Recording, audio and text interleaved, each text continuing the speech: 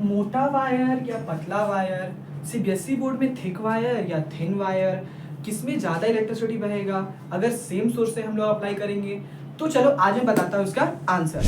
Basically हम लोग क्या देखना चाहते हैं कि अगर हमारे पास एक थिक वायर है और एक हमारे पास थिन वायर है तो किसमें ज़्यादा इलेक्ट्रिसिटी फ्लो होगा।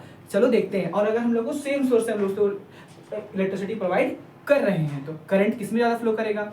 सो बेसिकली हम लोग एक फॉर्मूला जानते हैं। कौन सा फॉर्मूला जानते हैं? हाँ, रेजिस्टिविटी जो होता है भाई लिखा जा R इज इक्वल टू हमारा रो L बाई ए होता है, ठीक है। लेकिन इसमें हम लोग को इन दोनों का कुछ काम ही नहीं है, अभी इसको हम लोग छोड़ देते हैं, ठीक है। सो अगर हमारा एरिया ऑफ क्रॉस सेक्शन जो है वो अगर ज्यादा होगा तो हमारा रेजिस्टेंस जो होगा वो हमारा कम होगा, और अगर एरिया ऑफ क्रॉस सेक्शन कम होगा तो हमारा रेजिस्टिविटी जो होगा वो ज्यादा होगा, ठीक है। और हम लोग ये भी जानते हैं कि अगर जो हमारा आर भड़क गया, अगर ये ज्यादा हो गया तो वो करंट को फ्लो करने नहीं देने वाला है, ठीक है। तो चलो देखते हैं। जो थिन वायर होगा उसका एरिया ऑफ क्रॉस सेक्शन जो होगा वो कम होगा, तो यानी रेजिस्टिविटी जो होगा वो आर जो होगा वो भड़क गया है, यानी वो अब ज्यादा होगा, और ज्यादा होगा तो इसमें इलेक्ट्रिसिटी जो होगा वो कम बहेगा, ठीक है। लेकिन हमारा ये जो है इसमें एरिया ऑफ क्रॉस सेक्शन जो है वो थोड़ा ज्यादा है, ठीक है, थोड़ा ज्यादा है, तो यहाँ पे रेजिस्टिविटी जो होगा वो हमारा कम होगा। अब कम होगा मतलब आर जो है वो थोड़ा कम भड़का है, अब कम भड़का है तो इसीलिए इसमें इलेक्ट्रिसिटी आराम से वो बहने देगा। आर जो है वो कम भड़का है इसलिए इलेक्ट्रिसिटी आराम से यहाँ पर बहने देगा। तो आई होप कि आप लोगों को समझ में आ चुका होगा और आप एग्जाम में आराम से लिख सकते हैं इसका आंसर कि अगर आप लोग के पास एक थिन वायर है, सॉरी थिक वायर है और यहाँ पे एक थिन वायर है तो किसमें ज्यादा इलेक्ट्रिसिटी फ्लो करेगा और किसमें कम फ्लो करेगा।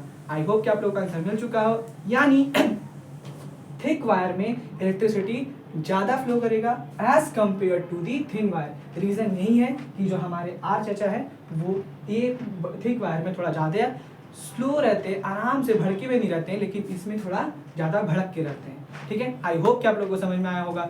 मिलते हैं नेक्स्ट वीडियो। रुको एक क्वेश्चन और हम लोग समझ के चल जाते हैं। यहाँ से एक क्वेश्चन बहुत दिमाग में आता है कि क्यों हम लोग जो है इलेक्ट्रिक टोस्टर हो गया या हमारे पास इलेक्ट्रिक आयरन हो गया जो उसमें कॉइलिंग होता है उसमें एलॉय से क्यों कॉइल करते हैं, हम लोग प्योर मेटल का क्यों यूज नहीं करते हैं, वहाँ पे मिलावट क्यों करते हैं, हम लोग धांधली क्यों करते हैं। तो चलिए इसका आंसर हम लोग आज समझते हैं।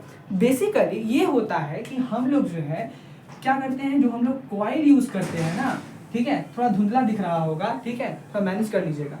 अगर मान लेते हैं कि जो कॉइल है वो हमारा एलॉय से क्यों यूज करते हैं, हम लोग प्योर मेटल क्यों नहीं यूज करते हैं, तो इसका आंसर छुपा है उसके पिघलने की क्षमता में। मेल्टिंग पॉइंट, जैसे तुम लोग पिघल जाते हो ना, कहाँ पिघलते हो तो तुम लोग समझ में आ ही आता होगा।